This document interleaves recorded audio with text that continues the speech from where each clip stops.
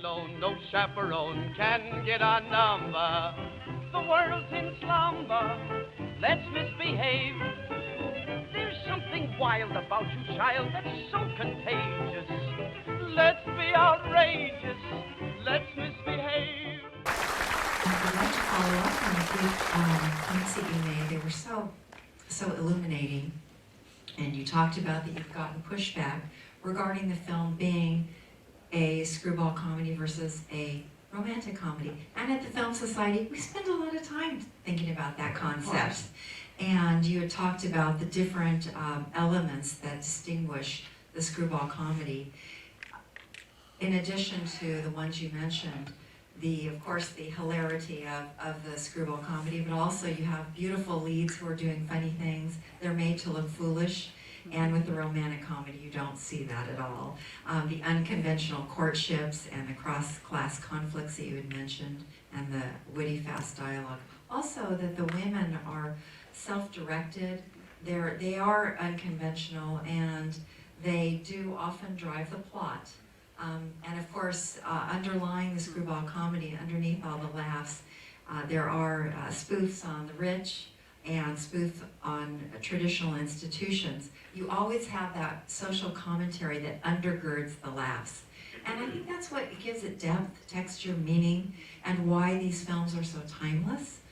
Even all these decades later, I think the anti-hero, very different from the romantic hero.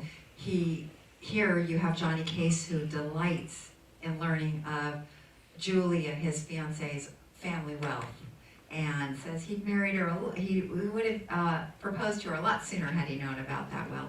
But even more important than that, he's an anti-hero because he is questioning how long he wants to work. And as the father says, that's un-American to be thinking about that.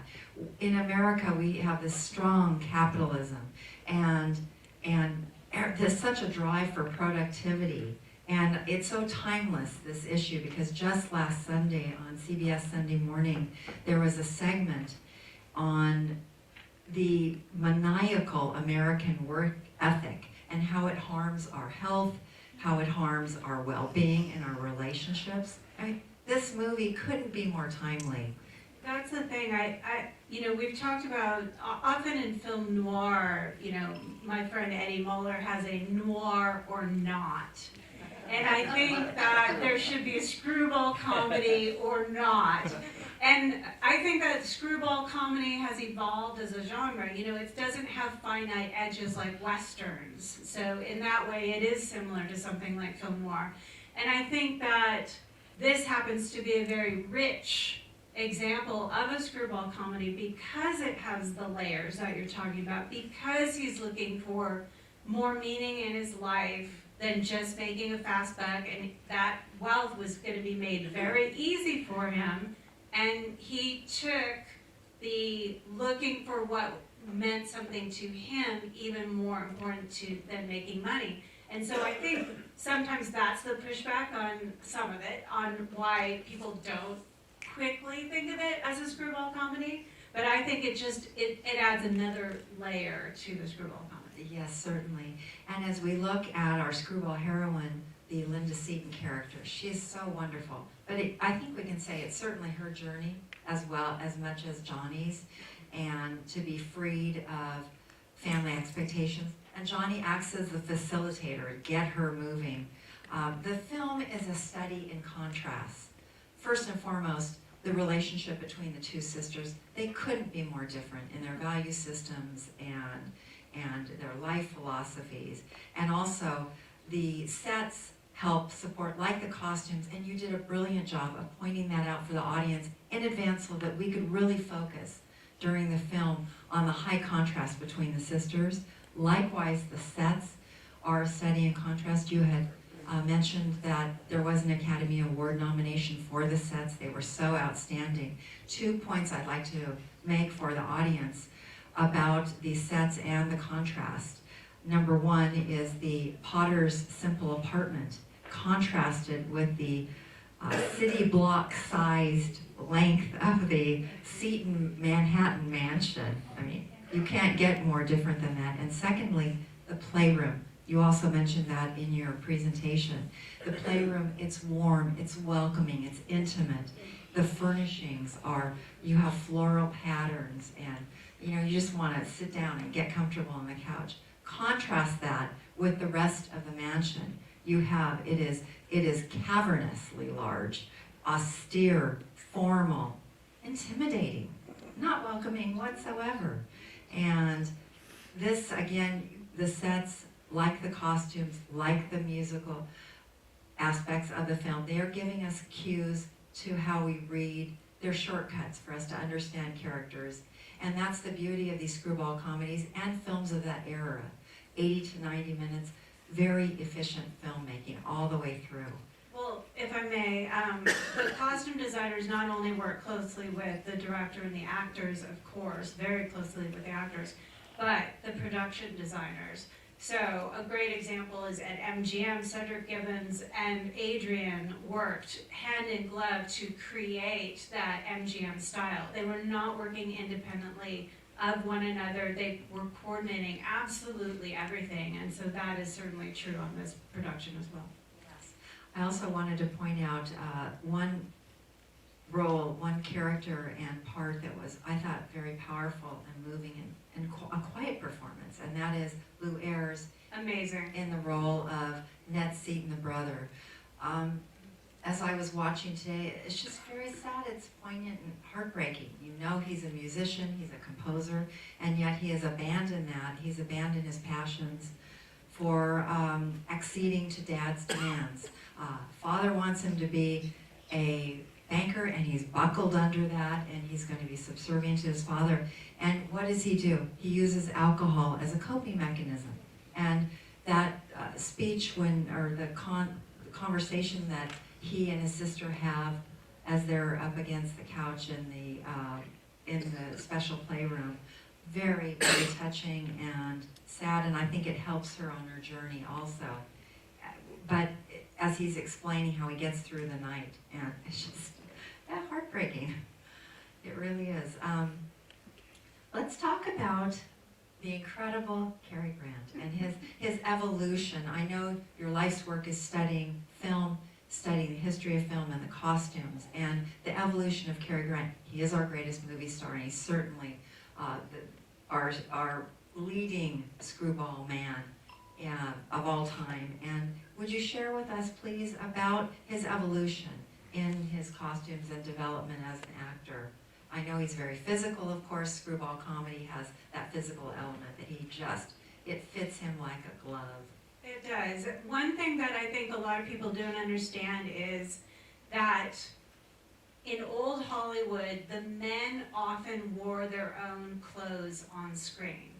Now, that's not to say that the costumes designers didn't work with them to say, we'd like you to wear this suit from your wardrobe. It wasn't like they just showed up in anything and were put on screen. And the studios also had someone named Eddie Schmidt, who was a tailor to many of the big men's stars. He had an office at each of the major studios. Clark Gable was his best creation. If you look at early pictures of Clark Gable, he does not look like the god that he became, and a lot of that is because of Eddie Schmidt. Well, Cary really took that fact of old Hollywood, which was done largely for budget. They were pouring so much money into the women's costumes that they thought it was an easy way to save money on the men's costume. And Cary saw that as an opportunity.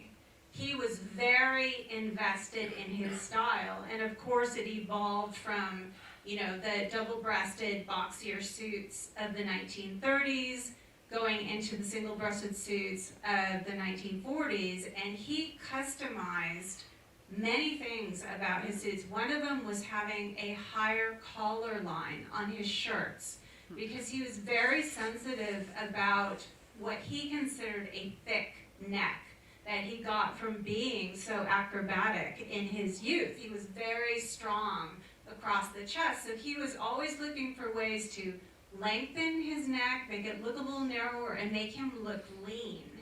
And one of the things that he also added in when the 1940s came along is it became a signature of his to put his hands in his pockets.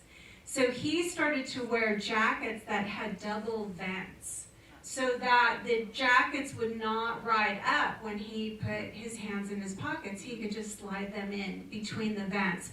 So he was playing things with the armholes, how high they were, how big they were, or small they were. He was playing with absolutely every detail, and he worked with tailors around the world and was constantly tweaking his look so that it worked best for him, and so that he was, setting the styles as he did, and he continues to do. Well, you brought up a very good point about Cary Grant's physicality and the fact that, of course, his upper torso strength from being an acrobat. I did want to remind the audience that Cary Grant he was born in England, in Bristol, England, and at 14, he joined the Bob Pender acrobatic and vaudevillian group, where he learned all these fabulous acrobatic moves that we saw today. What physicality, what confidence that comes across in all his roles. And so there would naturally, I'm sure, need to be accommodations for his upper torso strength and the muscles, the musculature. And my husband and I just watched To Catch a Thief last night, and it's so interesting to watch. He gets slimmer as he gets older, because here he's still very muscular in the 1930s, and I like him both ways. There are no complaints when it comes to Cary Grant, but it's just interesting to watch his own evolution. And also, while I've got you here, I want to talk about Katharine Hepburn. You did a beautiful job of summarizing where she was in her career at the time of this movie in 1938. And she had, of course, come off Broadway into 3 great hits, the Bill of Divorcement, Little Women, and then Morning Glory, for which she received her first 4 Academy Awards. She is considered AFI's greatest female star, and she did get 12 Academy Award nominations total. But at the time of this film, as you mentioned, box office poison, she had had a few stumbles, and her career professionally, she was struggling. What was flourishing was her personal life at that time. I did say I'm going to connect up and talk about how there are some parallels in Katharine Hepburn's personal life that reflect themes in the film. And at the time, in the mid-30s, Cary Grant had introduced Katharine Hepburn to a gentleman who was one of the most well-known men in the country, if not the world. He was an aviator, he was a movie producer, heir to a large fortune, and of course I'm referring to Howard Hughes. By 1938, the year of this film, they were engaged, and Howard Hughes was brilliant. People were fascinated by him because not only did he have movie star good looks and this fortune from his family oil drill bit business, but also, besides the movie production, he had a very technical engineering mind. He had his aviation company he was starting, combining science, technology, and aviation. He had already set a speed record going from coast to coast, and then his goal for 1938 was to set a speed record going around the world. And his other goal for 38 was to make Katharine Hepburn his wife. And he did achieve his round the world speed record goal. However, he was having problems getting Katharine Hepburn down the aisle. So he made it a transaction almost, where he gave her an ultimatum of that they needed to set a date because she was not on board, and the old controller, withdrawal of love, move ultimate power play. And like Johnny, who was also faced with an ultimatum, with the bank job, with the house, and the servants taking on all the debt, Johnny walked, and so did Katharine Hepburn, in true screwball heroine style. She's self-directed, she has her own agency, and she wasn't going to be controlled. I hope that you'll share with us some more details about costumes with Katharine Hepburn in her career, and observations and research that you've done regarding her development, like Cary Grant's. Well, I've talked about the connection between the movie we saw today, Holiday, and the Philadelphia story, and again, the connection between Kalloch and Adrian. In fact, Kalloch would jump over to MGM after Adrian retired not long after the Philadelphia story, so they were still very close. And one of the things that Adrian did, and I wouldn't be surprised if this had encouragement from Kalloch, is that he allowed her to wear pants in the Philadelphia story, which was Shocking. unheard of.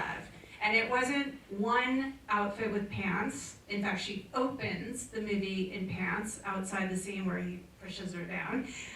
She wears 3 outfits that have pants, and this got tremendous pushback from Louis B. Mayer and other executives at the studio, and Adrian stand firm. And again, he was mentored by Kalloch, so he empowered Katherine Hepburn to be herself on screen. And so again, we have just like this strong connection between this movie and the Philadelphia story. Right. And you really see that toward that, her push and to become self-actualized and be her own person. And I think one more thing, I think Kalloch recognized more of the true style of Katherine Hepburn, because in the early 30s, again, everything was more over the top, and that was not her natural style. And so you see more of the minimalism for Katherine Hepburn in Holiday, which clearly is not in Bringing Up Baby. That is like a way over the top wardrobe for her. So this is much more in her comfort zone and more along the lines of her natural style, which I think is important. Right, I mean, as the movies progress through the decades, and you see more of her authentic self appearing on screen.